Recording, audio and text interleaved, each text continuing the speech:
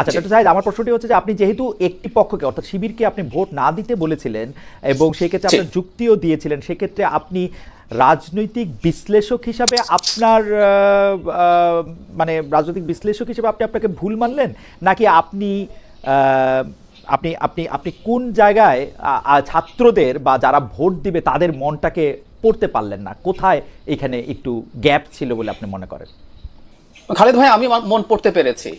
আমি আমার দুটো সত্তা নিয়ে কথা বলেছি, আমার একটা অ্যানালিস্টের সত্তা আর একটা হচ্ছে অ্যাক্টিভিস্টের সত্তা। ছাত্র শিবির জিততে যাচ্ছে, আমি আমার একাধিক টক শোতে বলেছি, আমি আমার পার্সোনাল ভিডিওতে বলেছি। আমার অ্যানালিস্ট হিসেবে একটা ছোট ব্যর্থতাও আছে, এটা সম্ভবত আমার না শুধু। আমি আজই একটা টক শোতে জনাব শিশির মনির আমার সাথে ছিলেন, তিনি অন রেকর্ডই বলেছেন, আমি তাকে অফ রেকর্ড জিজ্ঞেস করেছিলাম দ্য ভেরি মার্জিন ডিফারেন্সটা যেটা হয়েছে সেটার জন্য তারাও প্রস্তুত ছিলেন কিনা। জনাব শিশির মনিরও বলছেন যে এতটা মার্জিনের পরাজয় বা জয় নির্ধারিত হবে এত বড় মার্জিনে, সেটা তারাও ভাবেনি। সো অ্যানালিস্ট হিসাবে আমি মনে করেছি ছাত্র শিবির জিততে যাচ্ছে, এবং আমি নিশ্চিত ছিলাম প্রায় ছাত্র শিবিরের বিরুদ্ধে যে ভোট হবে সেটা ছাত্র শিবিরের জয়ী প্রার্থীর চাইতে বেশ খানিকটা বেশি হবে যদি আমরা সবগুলো একত্র করি।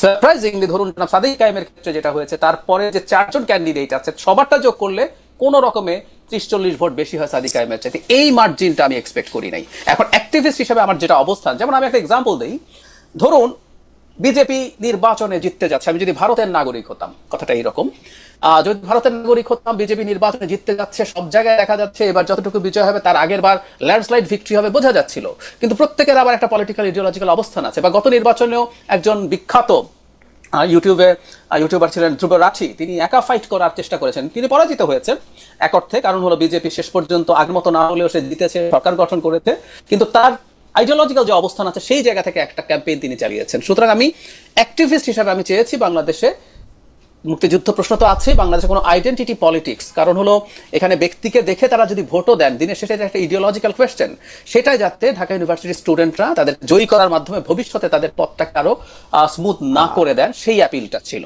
এই হচ্ছে ব্যাপার, সেই পয়েন্টে জি ইডিওলজিক্যাল জায়গা থেকে আপনি যেটা আসলে বলতে চেয়েছেন সেই জায়গাটা বলাটার কি আসলে আপনি আপনাকে একটু রিভাইজ করবেন কিনা? কারণ ধরেন আমরা বলতে মানে আপনি বলতে চাইছেন, আমরা যেটা শুনছি আপনার কাছে, যে একটা আইডেন্টিটির পলিটিক্স আসলে ছাত্র শিবির করতেছে, যে এইটা যে আইডেন্টিটিটা আপনার কখনো মনে হয় না কি যে ডক্টর জাহেদ এইটা আপনি ওর উপরে চাপাই দিতেছেন, মানে এই আইডেন্টিটিটা আপনি ওকে বলতেছেন যে তুমি আসলে এই আইডেন্টিটির লোক, ওরা যত বাইরে হয়ে আসতে চাইতেছে, ওরা এই ব্যাপারে চুপচাপ থাকতেছে বা কিছুটা মানে কি বলবো অন্যরকম জায়গায়ও যাইতে চাইতেছে, আপনি তাদেরকে জায়গা পরিবর্তন করতে দিচ্ছেন না, আপনি বলতেছেন না যে তুমি ওইটাই, মানে আমি আরো খোলাসা করে বললে দর্শকদের উদ্দেশ্যে, দর্শকদের উদ্দেশ্যে না, আপনার উদ্দেশ্যে না, দর্শকদের উদ্দেশ্যে, যেমন আমি আসলে কি বলতে চাইতেছি, যেমন আমরা বলতে চাইতেছি, আমি বলতে চাইতেছি না, আসলে আমরা শুনতেছি যে জামাতে ইসলামী বা শিবিরকে কেউ কেউ এইটা বলতে চাইতেছে যে তোমরা মুক্তিযুদ্ধ বিরোধী। এখন ওরা বলতেছে যে ওরা মুক্তিযুদ্ধ বিরোধী না, মুক্তিযুদ্ধ বা পরবর্তী বাংলাদেশ ওরা ধারণ করতেছে। তাহলে ওই যে মুক্তিযুদ্ধ বিরোধী যে আইডেন্টিটিটা, ও যে আইডেন্টিটিটা চায় না, আমরা ওই আইডেন্টিটি ওকে দিতে চাইতেছি কিনা, যদি এইভাবে বলি। ডক্টর জাহেদ, আপনি গট ইট। আমি মুক্তিযুদ্ধের প্রশ্নে পরে আসি। আমার মূল অভিযোগ, আমি আজই আরেকটা ভিডিও করেছি, আমরা ধরে নিলাম জামায়াত মুক্তিযুদ্ধ বিরোধিতা করে নাই, ধরে নিলাম তারা বিরাট মুক্তিযোদ্ধা ছিল, তারপরে জামায়াতের রাজনীতি আমি এন্ডোর্স করেছি। শুধু জামায়াত না, এটা ইসলামী আন্দোলন। এখন জামাত ছাত্র শিবির তারা যদি মনে করে তারা আসলে একটা মধ্যপন্থী মধ্য ডান টাইপের দল হবে, যেমন এটা হয়েছে ইয়েতে টার্কিতে একেপি পার্টি আছে, ওই দলটার নামের মধ্যে just peace and justice party, মানে কি truth and justice party, AKP দোকানের যে দল, সেটার মধ্যে বা বাংলাদেশ একটা পার্টির নাম আমি বলতে পারি এবি পার্টি, তাদের দলের মধ্যে ইসলামী মূল্যবোধ রাখার কথাও বলছে, কিন্তু এই দলটার নামের মধ্যে কোনো ওই রকম জায়গা নেই। তার মানে আমি যে কথা, এবং তারা তাদের প্রোপাগেট করে না। বাংলাদেশে একাধিক জামায়াত নেতা শরিয়া আইন কায়েম করবে বলে আমার সাথে টকশোতে কথা বলেছেন। আজও আমি আবার বলছি, জনাব শিশির মনিরের কাছে আমি আজও এই প্রশ্ন তুলেছিলাম যে আপনারা যে শরিয়া আইনের কথা বলেন, শিশির মনিরও বলেন এটা, আপনারা যে শরিয়া আইনের কথা বলেন, you have to explain that. So যে দলটা শরিয়া আইন কায়েম করবে বলছে বাংলাদেশে, সেই দলটা নিশ্চিতভাবেই তাই। এখন ছাত্র শিবির যেটা করছে, এটাকে কেউ এক ধরনের কৌশল বলবে তারা ঢাকা জয় করার জন্য। যেমন ধরুন একজন নারী যিনি হিজাবও করেন না, নেকাব তো দূরেই থাকুক, অথচ ছাত্রী সংস্থা স্টুডেন্টরা নেকাব করেন ঢাকা।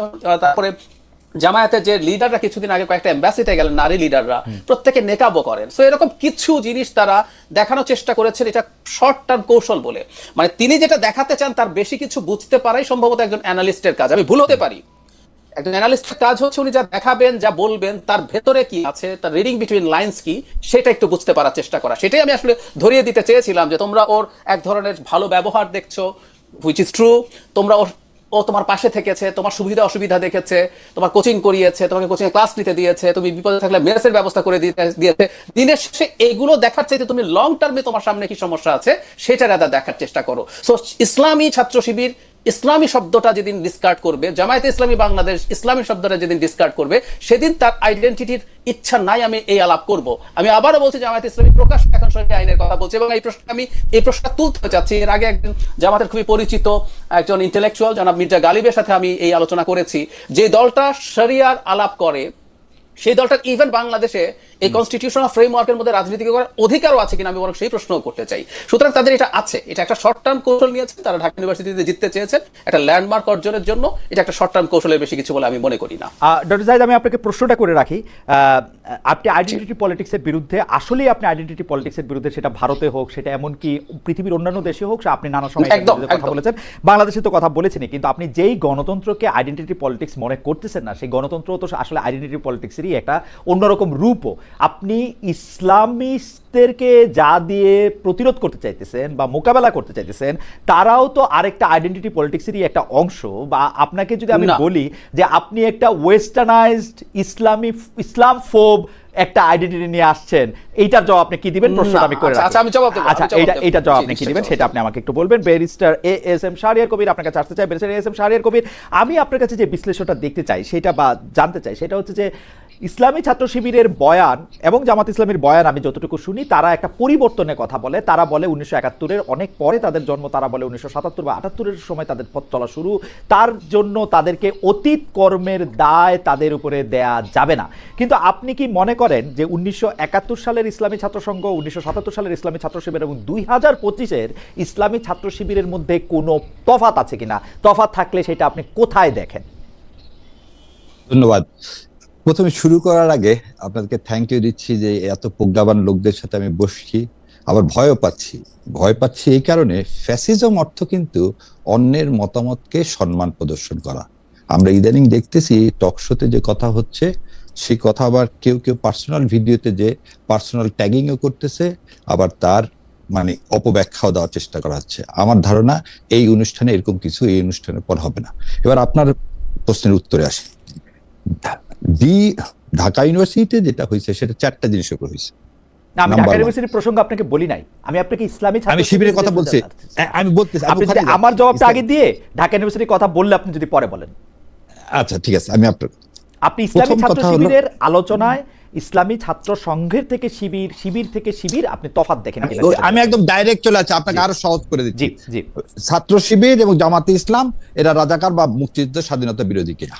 আমার প্রশ্ন হচ্ছে, সবচেয়ে প্রথম কথা, গর্বিত মুক্তিযুদ্ধ কোনো দল বা কারো বাবা না।